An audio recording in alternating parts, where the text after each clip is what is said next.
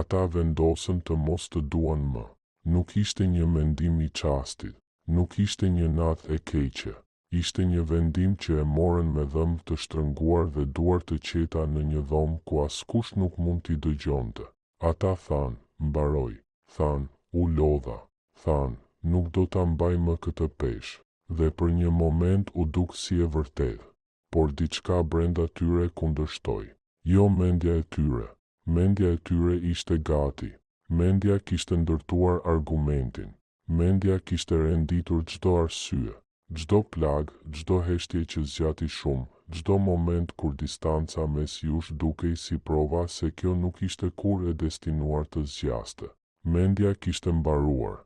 Mendja ishte kthyer mënjan, por diçka më e thellë se mendja tha jo. Diçka që nuk dëgjon logjikën, diçka që nuk interesohet për arsyet, diçka që jeton në çdo vendim që kanë marrë ndonjëherë dhe që të ka zgjedhur ty në heshtje që nga dita kur preke jetën e tyre. Dhe ajo diçka ende të zgjedh, pikërisht tani. Para se të vazhdoj, duhet ta dëgjosh këtë. Çfarëdo që të ketë ndodhur mes teje dhe kësaj personi, çfarëdo heshtje që është rritur, çfarëdo distance që është krijuar, nuk ishe ti ai që e ke imagjinuar lidhjen. Nuk e krijove nga vetmia, nuk e ndërtove nga shpresa. Ajo që ndjeve mes jush u vendos aty nga diçka më e madhe se ju të dy. Dhe asnjë vendim që një person merr vetëm në një dhomë nuk mund ta zhduk atë që universi ka vendosur mes dy shpirtrave. Lidhja ishte e vërtet jo sepse e dëshirove, por sepse ishte caktuar. Mbaje këtë ndërsa dëgjon pjesën tjetër të këtij mesazhi. Diçka po ndodh tani në hapësirën mes teje dhe kësaj personi. Universi të ka sjellë te ky mesazh sepse ajo që do të dëgjosh tani është lëvizur në përheshtje dhe përmes një sinkronizimi hyjnor për të arritur pikërisht në këtë moment. Prania jote këtu nuk është rastësi. Shpirti yt e ka thirrur këtë, dhe tani është këtu. Lëre trupin të qetësohet. Ata morën vendimin dhe e kishin seriozisht. Ndoshta ishte diçka që the ti dhe ata e keq kuptuan. Ndoshta ishte një frikë që e mbanin me vete shumë kohë para teje. Ndoshta ishte zëri i dikujt tjetër në kokën e tyre që u thoshte se kjo nuk do të funksiononte kurrë. Ndoshta ishte pesha e të dashurit dik aq thellë sa kjo i trembi më shumë se vetmia. Ndoshta nuk ishte asgjë që bëre ti, por ata kishin një plan të vërtetë, jo një shpresë, jo një dëshirë, një mënyrë për të ndaluar së ndjeri atë që ndjejnë për ty.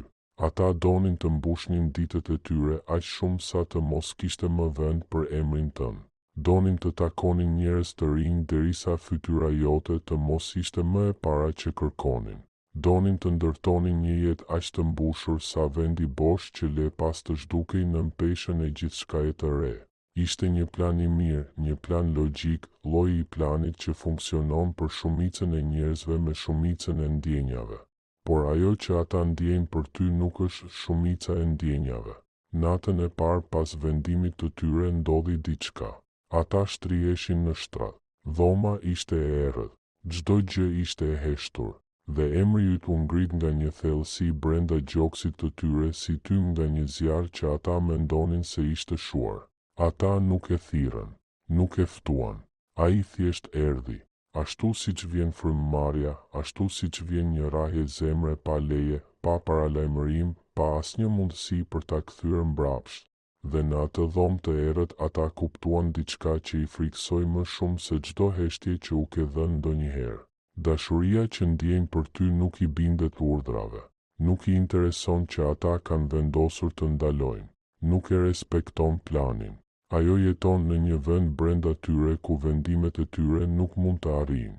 Diçka brenda tyre kundërshtoi, dhe ishte më e zëshme se çdo gjë që mendja e tyre kishte për të thënë. Dhe dua ta dëgjosh këtë. Ti nuk je arsyeja e frikës së tyre. Çfarëdo justifikimi që kanë përdorur për të ndërtuar rastin kundër dashurisë ndaj teje nuk ka qenë kurrë për ty. Ka qenë për frikën e tyre.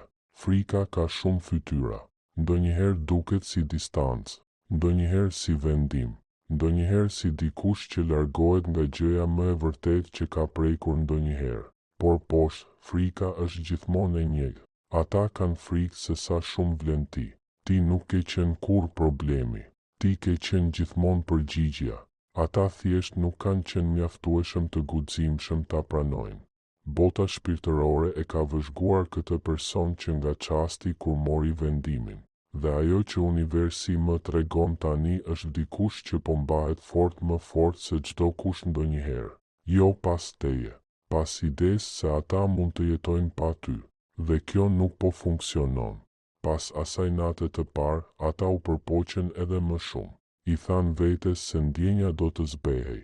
I than vetes se koha do të bënte atë që vullneti nuk mundi. U futën në punë, në rutina, në gjithçka që i mbante duart e tyre të zëna dhe mendjen plot. Ndryshuan gjëra të vogla, rrugën që marrin në mëngjes, muzikën që dëgjojnë, vendet ku hanë. Çdo gjë që mbante një gjurmë tënden u hoq, u zëvendësua, u riorganizua. Ndërtuan një version të jetës së tyre ku ti nuk kishe ekzistuar kurrë. Por nuk mund të rindërtosh një shtëpi duke bërë sikur themeli nuk është ende aty. Dashuria jote nuk është diçka që ata e kanë varur në mur dhe mund ta heqin e ta fusin në një kuti. Është diçka që ka depërtuar në vetë muret, në dysheme, në ajrin që mbush çdo dhomë ku hyjnë. Ata ndryshuan muzikën, por trupi i tyre ende ndalej te një pjesë kënge ku melodia lakoi në një mënyrë që u kujtonte ty. Ata ndryshuan rrugën, por kaluan pranë një rruge që kishte të njëjtin numër shkronjash si emri yt, dhe gjoksi ju shtrëngua për një arsye që nuk mund t'ia shpjegonin askujt. I than një miku se e kishin kaluar ty, dhe në momentin që ato fjalë dolën nga goja e tyre, diçka në stomakun e tyre u përmbys. Jo faj diçka më e vjetër se faji. Ndjesia e të thënit diçka e aq larg nga e vërteta sa trupi vetë të tërhiqet pas. Ata të kanë kaluar, ashtu si oqeani i kalon gjërat që janë të varrosura në fundin e tij. Sipërfaqja duket e qetë, sipërfaqja duket sikur ka vazhduar, por poshtë gjithçka është ende pikërisht aty ku ka qenë e paprekur, e palvizur, duke pritur. Diçka brenda tyre refuzoi të fshinte dashurinë tënde, sepse dashuria jote nuk është një skedar i ruajtur në kujtesë, është diçka më e thellë. Ajo ka depërtuar në ritmin e frymëmarrjes së tyre, në ngrohtësinë që trupi i tyre pret kur dikush është afër, në peshën e heshtjes që ndihej e sigurt vetëm kur ishe ti ai që rrije me ta aty. Bota shpirtërore e quan këtë mbetje dashurie. Është ajo që mbetet pasi prania e dikujt ka prekur dik në një nivel më të thellë se kujtesa. Kujtimet mund të rishkruhen, mbetjet jo. Ato jetojnë në trup, në kocka, në mënyrën si bien supet e një personi kur dëgjon një zë të caktuar. Ke lënë një mbetje në këtë person që asnjë distancë, asnjë vendim, asnjë kohë nuk mund ta lajë. Dhe çdo ditë që ata përpiqen ta heqin, ajo vetëm depërton më thellë. Hyjnorja e ka bërë kështu jo për t'i ndëshkuar, por për të mbrojtur atë që është e vërtetë.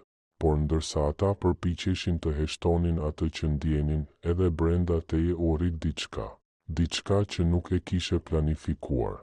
Diçka që universi e ndërtoi në heshtje brenda teje ndërsa ti nuk shikoje. Ke pushuar së debatuari me vlerën tënde. Ka pasur një kohë kur çdo heshtje e tyre të bënte të dyshoje në veten tënde.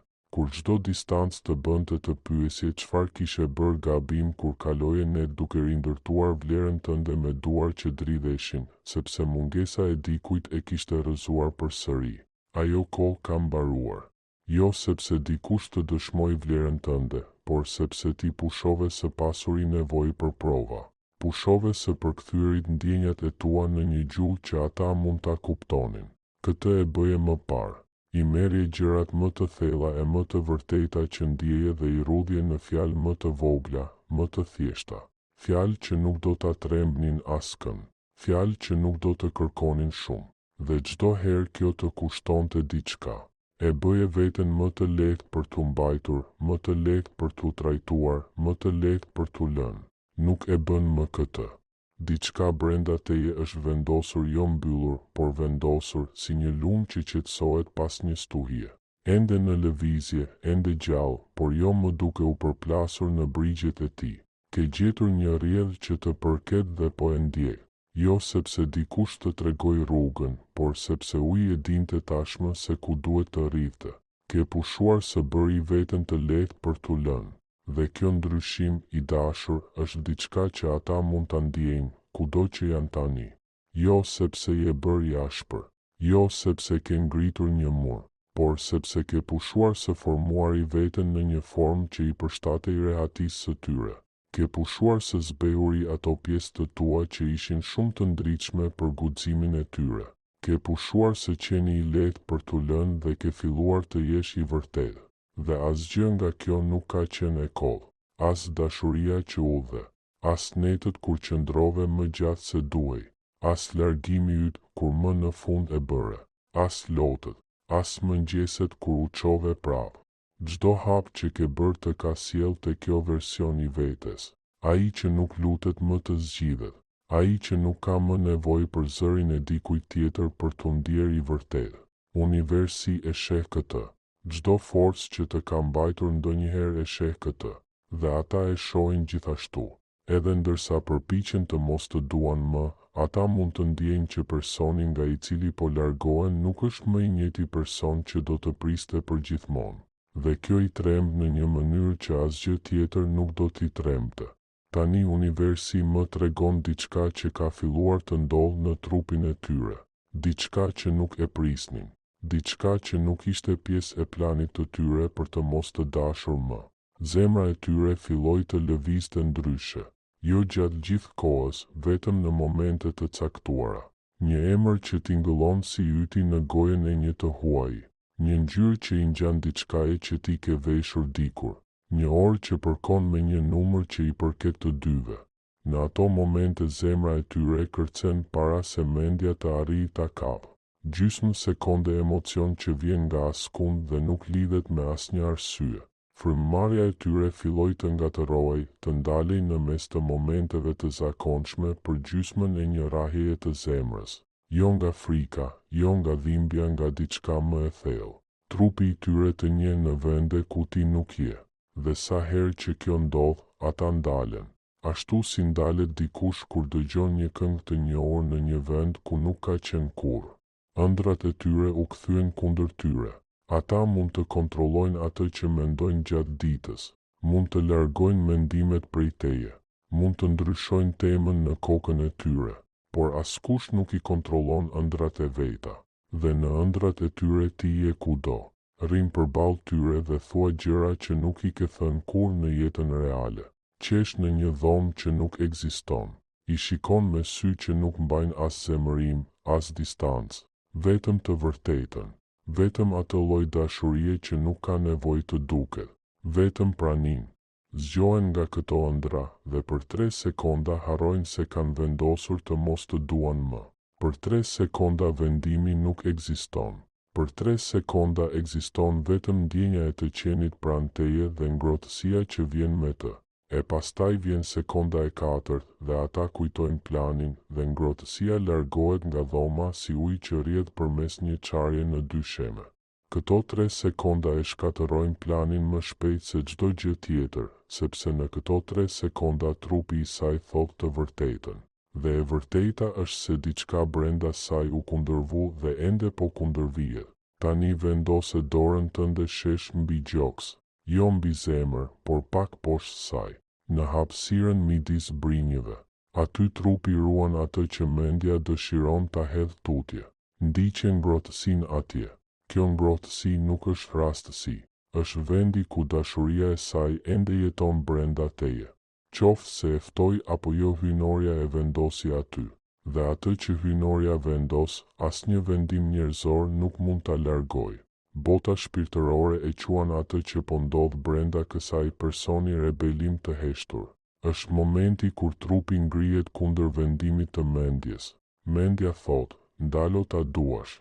Trupi thot, jo. Mendja thot, vazhdo përpara. Trupi thot, nuk kam mbaruar ende. Çdo rrahje zemre është një zë. Çdo ëndër është një protestë. Çdo ngecje e frymës është një mesazh që trupi i dërgon shpirtit, duke i thënë, nuk do të lejoj të humbasësh këtë person. Dhe shpirti dëgjon. Një njeri i urtë kuptoi dikur se aty ku sundon dashuria nuk ka vullnet për pushtet, dhe aty ku sundon pushteti mungon dashuria. Kjo person u përpoq të qeveriste ndjenjat e saj me forcë, me kontroll, me teun e ftohtë e të pastër të një vendimi të marrë në dritën e ditës. Por dashuria nuk jeton në dritën e ditës. Dashuria jeton në hapësirën mes brinjeve, ku asnjë vendim nuk mund ta prek. Dhe ti nuk shkaktove atë që po ndodh brenda saj. Nuk e nise ti. Nuk i kërkove të ndjente atë që ndjen. Thjesht ekzistove. Thjesht deshe. Thjesht ishe vetvetja në një mënyrë që preku diçka aq të thellë brenda saj, sa asnjë forcë vullneti në botë nuk mund të arrijë ta ndalë. Kjo nuk është barë, është dhuratë. Prania jote në jetën e dikujt ishte aq reale, sa që shpirti i saj nuk e lë të shtiret sikur nuk ka ndodhur. Ajo tani po fillon të kuptoj diçka prej së cilës ka ikur që nga dita kur mori vendimin e saj. Kundërshtimi nuk është gabim, nuk është një ndjenjë e mbetur që realiteti ende nuk e ka kapur, nuk është jehona e diçkaje që dikur ishte gjallë. Kundërshtimi është gjëja më e sinqertë brenda saj. Është ajo pjesë e saj që ekzistonte para se të vinte frika, para se të vinte krenaria, para se të krijohej historia që i tregoi vetes pse nuk do të funksiononte. Para çdo justifikimi që ajo grumbulloi sigur mes jush. Nën të gjitha këto ekziston një version i kësaj personi që nuk ka mure, nuk ka strategji, nuk ka plan, vetëm një zemër që njohu të ëndën dhe bëri një zgjedhje që asnjë vendim i mëvonshëm nuk mund ta shbënte. Ajo po kupton se dashuria që u përpoq të ndalonte, kur nuk ishte një zgjedhje që ajo bëri. Ishte diçka e vendosur brenda saj. Ashtu si një farë e vendosur në tokë, ti nuk vendos të rritesh. Thjesht rritesh.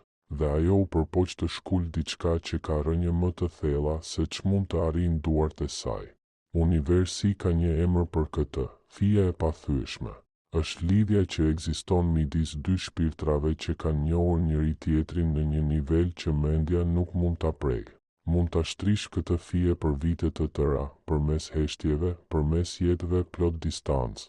Mund ta varrosësh në njerëz të rinj e qytete të reja e versione të reja të vetes, por s'mund ta këpussësh, sepse nuk është lidhur nga duar njerëzore. Është endur nga diçka më e vjetër se ju të dy. Ajo e ndjen këtë fije çdo ditë. E ndjen tërheqjen e saj kur më së paku e pret. Në mes të një fjale, në mes të një turme, në mes të momentit kur i thot vetes se është mirë tërheqja vjen. E butë, e qëndrueshme, e durueshme. Dhe e tërheq drejt diçkaje për të cilën mendja e saj thot vazhdimisht jo, por shpirti i saj nuk ka reshtur kur së thëni po. Bota shpirtërore e quan këtë moment marrja e kontrollit nga shpirti. Është momenti kur shpirti merr kontrollin mbrapsht nga mendja. Mendja mori një vendim. Shpirti tha jo. Jo me forcë, por me durim. Shpirti priti që mendja të lodhej. Priti që çdo plan të dështonte. Priti që çdo mur të çahej. Dhe tani ai hyn lehtë përmes tyre. Ashtu si agimi hyn përmes errësirës. Jo duke luftuar natën. Thjesht duke ardhur. Diçka brenda saj u kundërvu, dhe ajo gjë është shpirti i saj, dhe shpirti i saj gjithmonë e ka ditur atë që mendja e saj kishte shumë frikë ta pranonte. Jung tha njëherë se gjëja më e frikshme që mund të bëjë një njeri është të pranojë veten të tërën. Kjo person është tani në buzë të këtij tmerri, sepse të pranosh atë që ndjen për ty do të thotë të pranosh një pjesë të vetes prej së cilës ka ikur. Pjesën që ka nevojë, që dhemb, që nuk mund të kontrollohet nga logjika, krenaria apo vendimi. Refuzimi për të pranuar do të thotë të pranoj se nuk është aq e fortë sa mendonte, jo aq e lirë sa shtirej, jo aq e përfunduar sa u tregonte të gjithëve. Dhe ky pranim po vjen, jo sepse është mjaftueshëm e guximshme ta zgjedh, por sepse po I mbarojnë forcat për ta mohuar. Shpirti nuk humbet atë që I është caktuar të ruaj. Ai thjesht pret, dhe është pothuajse gati së pritur.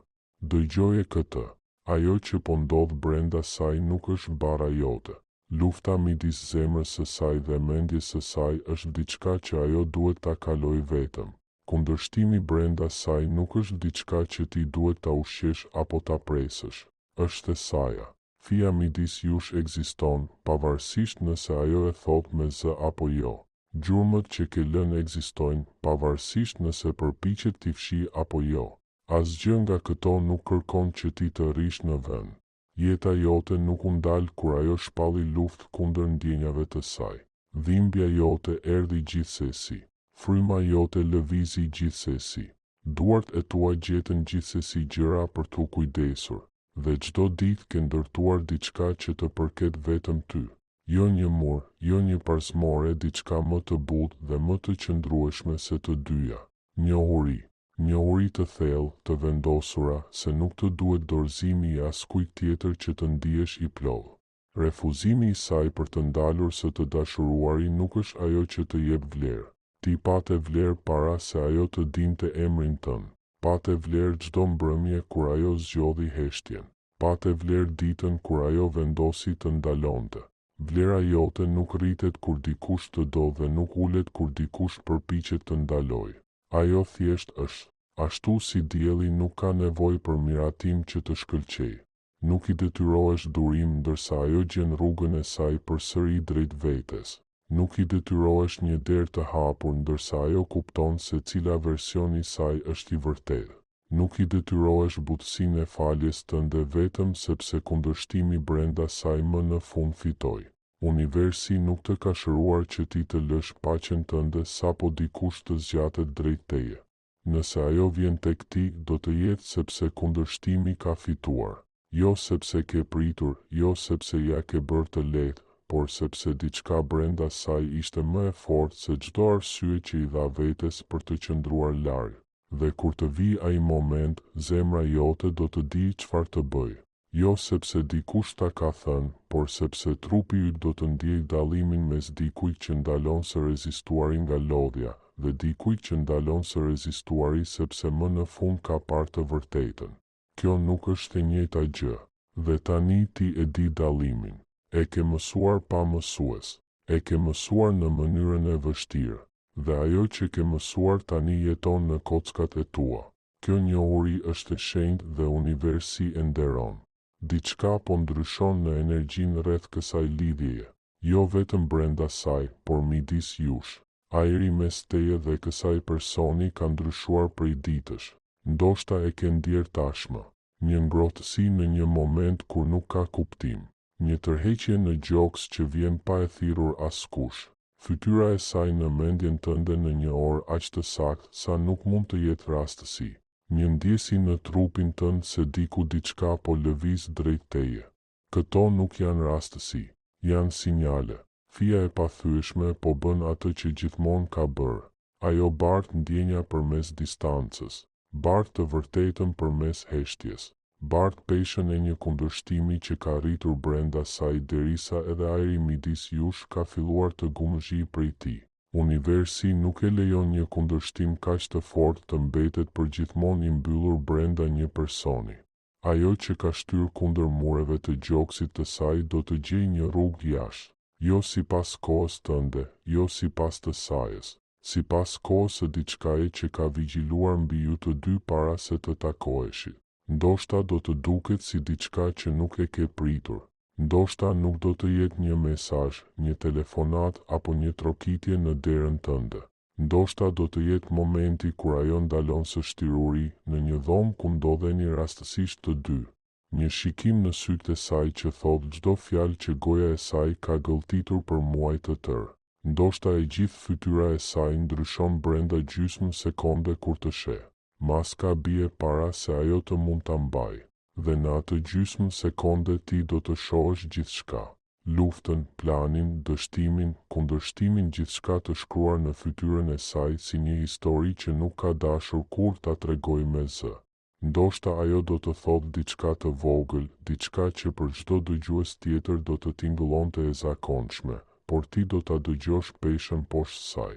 Do të dëgjosh muaj të tërë betejë të mbledhur në disa fjalë që mezi qëndrojnë së bashku. Dhe do të dish se ajo që sapo doli nga goja e saj nuk ishte një fjali, ishte një dorëzim. Ose ndoshta ajo që vjen më pas është më e qetë se e gjitha kjo. Ndoshta nuk do të duket si një film. Ndoshta do të ndihet si ajri mes jush, i cili ngrohet ngadalë gjatë ditëve që si numëron dot.